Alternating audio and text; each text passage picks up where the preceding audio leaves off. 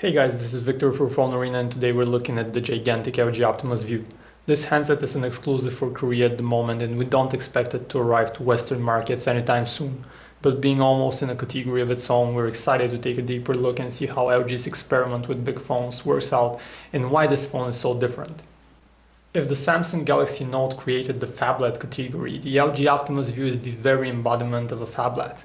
The Vu actually looks a bit more like a tablet than like a phone, it's plain huge. The eye-popping size would definitely get you some weird looks in public, and if we had to narrow it down to just one thing that makes it so unusual, it's LG's bold decision to make this the world's widest phone. The Vu is simply enormous. While someone with an average hand could still hold a Galaxy Note and even make a phone call with some hand trickery, we wouldn't risk trying to single-handedly make a call on this here device. It either takes some serious hand gymnastics or a large hand, but even then, we'd be careful not to drop the device.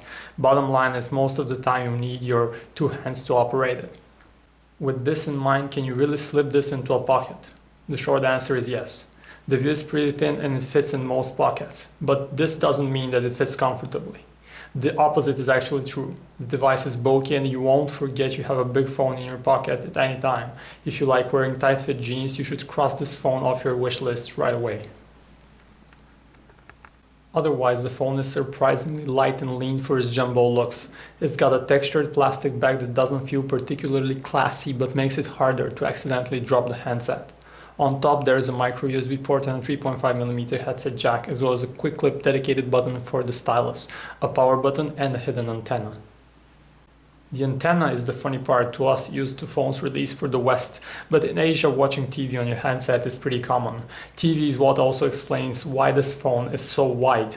Most channels are streamed in 4:3 aspect ratio and coincidentally the Vu comes with the same screen proportions. Also, the Vu comes with a stylus weirdly called the Robertium. It's solid and comfortable to hold. Press the quick clip button on top of the Vu and you get to write or draw on top of what's on the screen. There is also a dedicated notebook application which serves as a center for most stylus related activities. You can sketch and take notes, but the performance was a bit slow at times.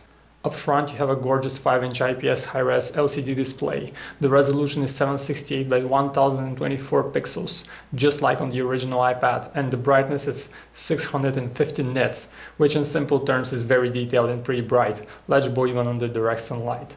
Whites are not bluish as in AMOLED panels, colors are vivid and nicely saturated, and viewing angles are wide. Overall, for its intended purpose of watching a lot of TV in, say, the subway, the Optimus Vu is great. LG says 4:3 is also the most widespread ratio for print materials, a claim we can only support. We were delighted with the reading and browsing experience on this phone. When it comes to video on the web though, the 4:3 screen backfires as a big mismatch. Video either stretches weirdly or you have to get used to two huge black strips on the top and bottom. The experience is far from perfect. Apps that we tried scaled well. We had no problems playing Angry Birds, Temple Run, and Cut the Rope, and actually enjoyed gaming on the big screen. For apps that don't scale well, LG offers aspect ratio correction that you trigger by holding down the home key. This will slim down the app, but this one seems like one trade-off you have to make with the Optimus Vu. Sound quality is disappointing. Playing back music or video on this device produces tinny, unnatural sound that, if bumped up to the maximum, is plain annoying. LG's Optimus Vu comes with a dual-core 1.5 GHz Snapdragon processor and 1 GB of RAM, so everything is running smooth. But everything in this case means Android 2.3 Gingerbread, and that's a letdown.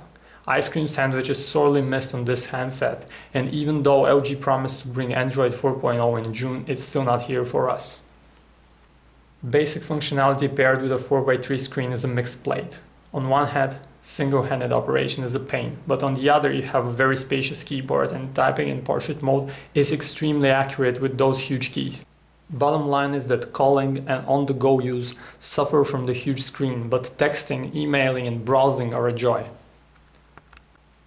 The Vu comes with an 8-megapixel autofocus rear camera with LED flash and a 1.3-megapixel front-facing shooter. The quality of the pictures doesn't impress. Colors look a bit washed out and generally the pictures we took lacked in sharpness. They're not terrible by any means, but are noticeably worse than the best camera phones.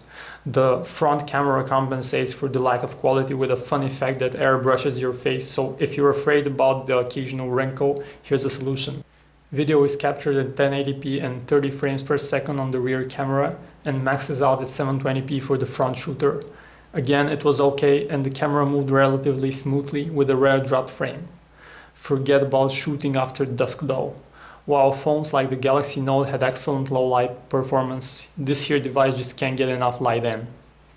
When it comes to signal quality, we didn't experience any problems with dropped calls, and you're unlikely to experience tight grip antenna issues with this device because of its sheer size.